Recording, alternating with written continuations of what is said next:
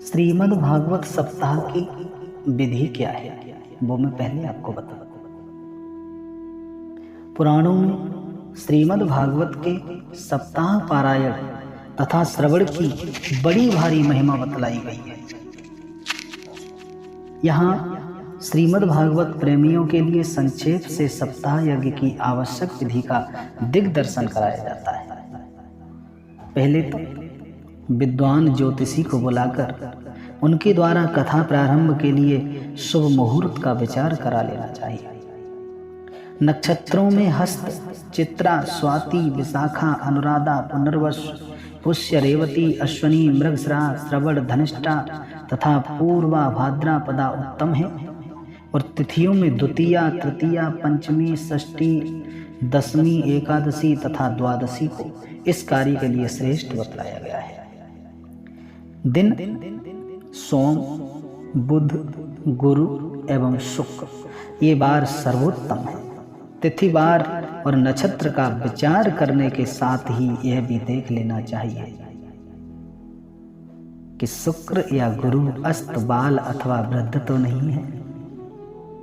कथा आरंभ का मुहूर्त भद्रादि दोषों से रहित होना चाहिए। उस दिन पृथ्वी जागती हो, वक्ता और श्रोता का चंद्रबल ठीक हो, लगन में शुभ ग्रहों का योग अथवा उनकी दृष्टि हो, शुभ ग्रहों की स्थिति केंद्र या त्रिकोण में हो तो उत्तम है।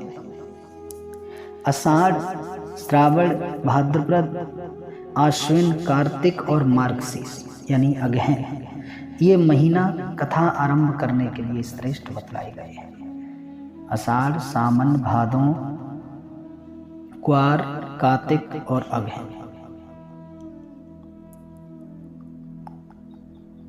किन्हीं विद्वानों के मत से चैत्र और पौष को छोड़कर सभी मास ग्राह्य हैं। कथा के लिए स्थान, सप्ताह कथा के लिए उत्तम एवं पवित्र स्थान की व्यवस्था हो, जहां अधिक लोग सुविधा से बैठ सकें। ऐसे स्थान में कथा का आयोजन उत्तम है। नदी का तट, उपवन, देव मंदिर अथवा अपना निवास स्थान ये सभी कथा के लिए उपयोगी स्थल हैं। स्थान लिपा पुता स्वच्छ हो, नीचे की भूमि गोबर या और पीली मिट्टी से लीपी गई हो अथवा पक्का आंगन हो तो उसे धो दिया गया हो। उस पवित्र एवं सुंदर आसन बिछे हों, उसमें ऊपर से चदोबा तना हो। चदोबा आदि किसी भी कार्य में नीले रंग के वस्त्र का उपयोग न किया जाए। यजमान के हाथ से 16 हाथ लंबा और उतना ही चौड़ा कथा मंडप बने। उसे केले के खंभों से सजाया जाए। हरे बांस के खंभे लगाए जाएं। नूतल पल्लवों की बंधनवारों, पुष्पमालाओं और ध्वजा पताकाओं से मंडप को भली भांति सुसज्जित किया जाए। उस पर ऊपर से सुंदर चंदोबा तान दिया जाए और उस मंडप के दक्षिण पश्चिम भाग में कथावाचक और मुख्य श्रोता के बैठने के लिए स्थान है। शेष भाग में देवताओं और कलश आदि का स्थापना किया जाए। कथावाचक के बैठने के लिए ऊंची चौकी रखी जाए। उस पर शुद्ध आसन, नया गद्दा बिछाया जाए। पीछे तथा पास भाग में मसनद एवं तकिए रख दिए जाएं। श्रीमद् भागवत को स्थापित करने के लिए एक छोटी सी चौकी या आधार पीठ बनवाकर उस पर पवित्र वस्त्र बिछा दिया जाए। उस पर आगे बताई जाने वाली विधि के अनुसार अष्टदल कमल बनाकर पूजन करके श्रीमद् भागवत की पुस्तक स्थापित की जाए। कथावाचक विद्वान सर्वशास्त्र कुशल दृष्टांत देकर श्रोताओं को समझाने में समर्थ, सदाचारी एवं सद्गुण संपन्न ब्राह्मण हो। उनमें सुशीलता, कुलीनता, गंभीरता तथा श्री कृष्ण भक्ति का होना भी परम आवश्यक है। वक्ता को असूया तथा परनिंदा आदि दोष से सर्वथा रहित, निष्प्रह होना चाहिए। श्रीमद् भागवत की पुस्तक को रेशमी वस्त्र से आच्छादित करके छत्र चमर के साथ डोली में अथवा अपने मस्तक पर रखकर कथा मंडप में लाना और स्थापित कराना चाहिए। उस समय गीत, वाद आदि के द्वारा उत्सव मनाना चाहिए। कथा मंडप से अनुपयोगी वस्तुएं हटा देनी चाहिए। इधर उधर दीवालों में भगवान और उनकी लीलाओं के स्मारक चित्र लगा देने चाहिए। वक्ता का मुंह यदि उत्तर की ओर हो तो मुख्य श्रोता का मुख पूर्व की ओर होना चाहिए। यदि वक्ता पूर्वाभिमुख हो तो श्रोता को उत्तराभिमुख होना चाहिए। सप्ताह कथा एक महान यज्ञ है। इसे सुसंपन्न करने के लिए अन्य सुहृद संबंधियों को भी सहायक बना लेना चाहिए। अर्थ की भी समुचित व्यवस्था पहले से ही कर लेना उत्तम है। 5-7 दिन पहले ही से ही दूर दूर तक कथा का समाचार भेज देना चाहिए और सबसे यह अनुरोध करना चाहिए कि वे स्वयं उपस्थित होकर सप्ताह कथा श्रवण करें। अधिक समय न दे सकें तो भी एक दिन अवश्य पधार कर कथा श्रवण का लाभ है। दूर से आए हुए अतिथियों के ठहरने और भोजन आदि की व्यवस्था भी करनी चाहिए। वक्ता को व्रत ग्रहण करने के लिए एक दिन पहले ही क्षौर करा लेना चाहिए। सप्ताह प्रारंभ होने के एक दिन पूर्व ही देव स्थापन पूजन आदि कर लेना उत्तम है। वक्ता प्रतिदिन सूर्योदय से पूर्व ही स्नान करके संक्षेप से संध्या बंदन आदि का नियम पूरा कर ले और कथा में कोई विघ्न न आए इसके लिए नित्य प्रति गणेश जी का पूजन करा लिया करे। सप्ताह के प्रथम दिन यजमान स्नान आदि से शुद्ध हो नित्कर्म करके आभ्युदय श्राद्ध करे। आभ्युदय श्राद्ध और पहले भी किया जा सकता है।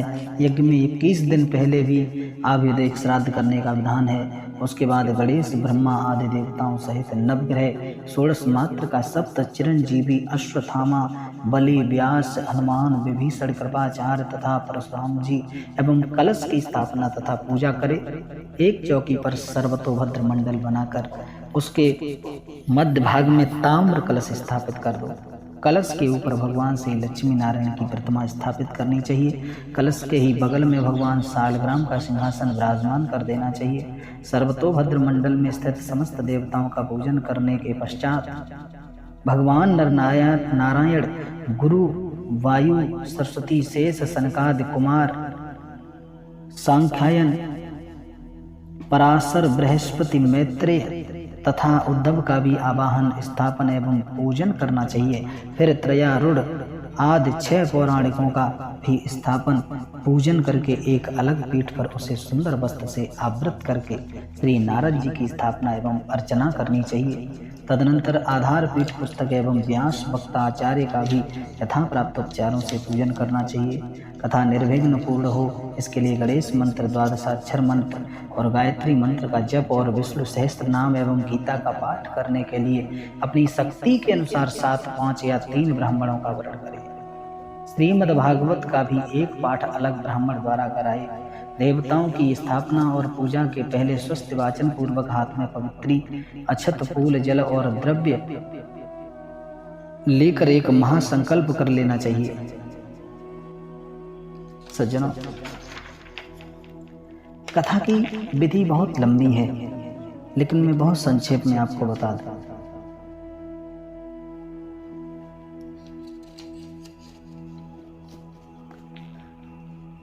संकल्प कराने के पश्चात में पूर्वोक्त देवताओं के चित्रपट में अथवा अक्षत पुंज पर उनका आवाहन स्थापन करके वैदिक पूजा पद्धति के अनुसार उन सब की पूजा करनी चाहिए। सप्त चिरंजीवी पुरुषों तथा सनत कुमार आदि का पूजन नाम मंत्र द्वारा करना चाहिए।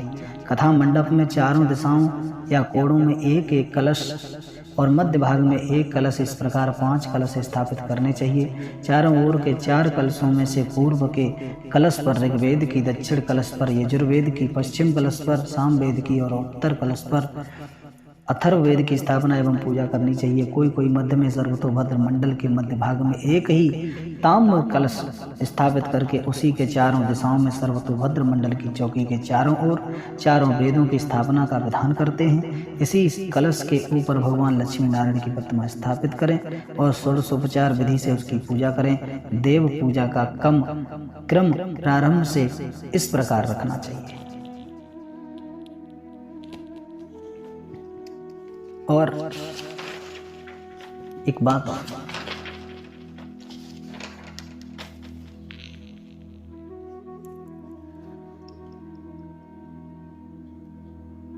सूर्योदय से आरंभ करके कथा सूर्योदय से आरंभ करके प्रतिदिन 3.5 प्रहर तक कथा बांचनी चाहिए। मध्याह्न में 2 घड़ी कथा बंद रखनी चाहिए। प्रातः काल से मध्याह्न तक मूल का पाठ होना चाहिए और मध्याह्न से संध्या तक उसका संक्षिप्त भावार्थ अपनी भाषा में कहना चाहिए। मध्याह्न में विश्राम के समय तथा रात्रि के समय भगवान नाम कीर्तन की व्यवस्था होनी चाहिए।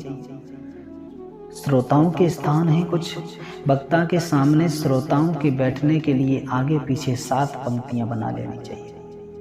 पहली पंक्ति का नाम है सत्यलोक। इसमें साधु, सन्यासी, विरक्त, वैष्णव आदि को बैठाना चाहिए।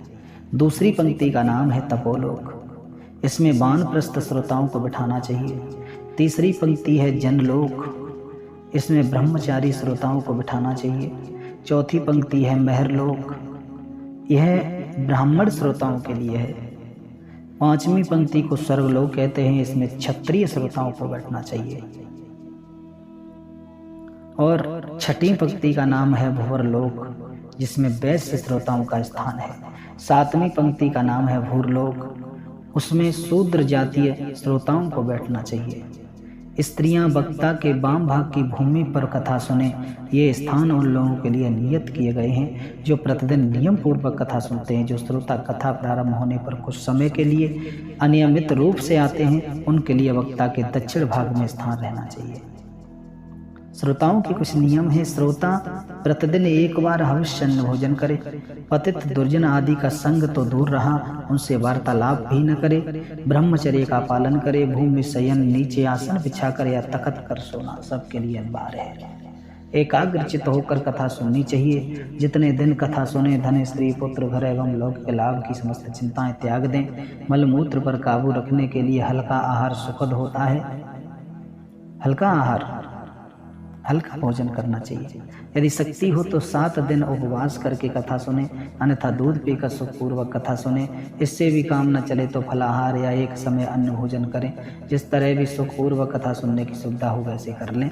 प्रतिदिन कथा समाप्त होने पर ही भोजन करना उचित है। दाल, शहद, तेल, गरिष्ठ अन्न, भाव दूषित अन्न तथा वासी अन्न का त्याग कर दें। काम, क्रोध, मद, मान, ईर्ष्या, लोभ, दंभ, मोह तथा द्वेष से दूर रहें। वेद, वैष्णव, ब्राह्मण, गुरु, गौ, व्रती, स्त्री, राजा तथा महापुरुषों की कभी भूल कर भी निंदा न करें।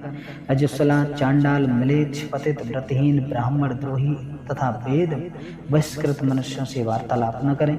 मन में सत्य, सोच, दया, मौन, सरलता, विनय और उदारता को स्थान दें।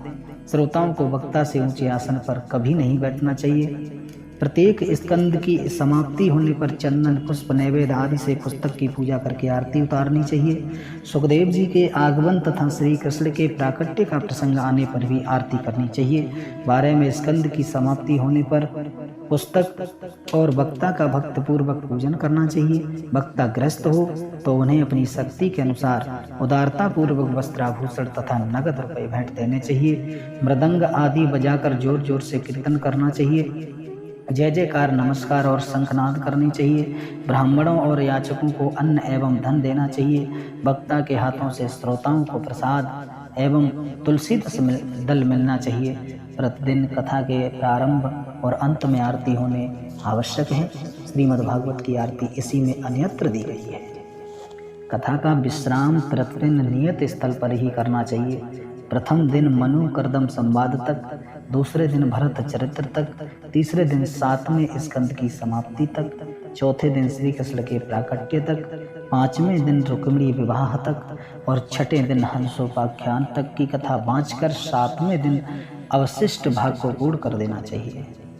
स्कंद के आदि और अंतिम श्लोक को कई बार उच्च स्वर से पढ़ना चाहिए। कथा समाप्ति के दूसरे दिन वहां स्थापित हुए संपूर्ण देवताओं का पूजन करके हवन की वेदी पर पंचभूत संस्कार, अग्नि स्थापन एवं कुश कंडिका करे। फिर विधिपूर्वक वृत ब्राह्मणों द्वारा हवन, तर्पण एवं मार्जन कराकर श्रीमद् भागवत की शोभा यात्रा निकाले और ब्राह्मण भोजन कराए। मधु मिश्रित खीर और तिल आदि से भागवत के श्लोकों का दशांश अर्थात 1800 आहुति देनी चाहिए। खीर के अभाव में तिल, चावल, जौ, मेवा, शुद्ध घी और चीनी को मिलाकर हवनीय पदार्थ तैयार कर लेना चाहिए। इसमें सुगंधित पदार्थ कपूर, काचरी, नागर मोथा, छड़छड़ीला, अगर तगर, चंदन चूड़ आदि भी मिलाने चाहिए। पूर्वोक्त 1800 आहुति गायत्री मंत्र अथवा दशम स्कंद के प्रति श्लोक से देनी चाहिए। हवन के अंत में दिग्पाल आदि के लिए बलि, क्षेत्रपाल पूजन, छायापात्र दान, हवन का दशांश, तर्पण एवं तर्पण का दशांश मार्जन करना चाहिए। फिर आरती के पश्चात किसी नदी, सरोवर या कूप आदि पर जाकर अवृत स्थान अज्ञात स्नान भी करना चाहिए। इसके लिए समूह के साथ शोभा यात्रा निकालकर गाजे बाजे के साथ कीर्तन करते हुए जाना चाहिए। यजमान श्रीमद् भागवत ग्रंथ को अपने मस्तक पर रखकर उसकी शोभा यात्रा निकाले, जिसमें वक्ता तथा सब श्रोता सम्मिलित हों। हर कीर्तन होता चले, भागवत ग्रंथ पर चमर ढुलते रहें, घड़ियाल, घंटा, झांझ, शंख आदि बाजे बजते रहें। जो पूर्ण हवन करने में असमर्थ हो वह यथाशक्ति हवनीय पदार्थ दान करे। अंत में कम से कम 12 ब्राह्मणों को मदयुक्त खीर का भोजन कराना चाहिए। व्रत की पूर्ति के लिए सुवर्ण दान और गौदान करना चाहिए। सिंहासन पर विराजित सुंदर अक्षरों में लिखित श्रीमद् भागवत की पूजा करके उसे दक्षिणा सहित कथावाचक आचार्य को दान कर देना चाहिए। अंत में सब प्रकार की त्रुटियों की पूर्ति के लिए विष्णु सहस्त्र नाम का पाठ कथावाचक आचार्य के द्वारा सुनना चाहिए। विरक्त श्रोताओं को गीता सुननी चाहिए। ये श्रीमद् भागवत की विधि बहुत ही संक्षेप में मैंने भागवत की विधि बताई। जय श्री कृष्ण।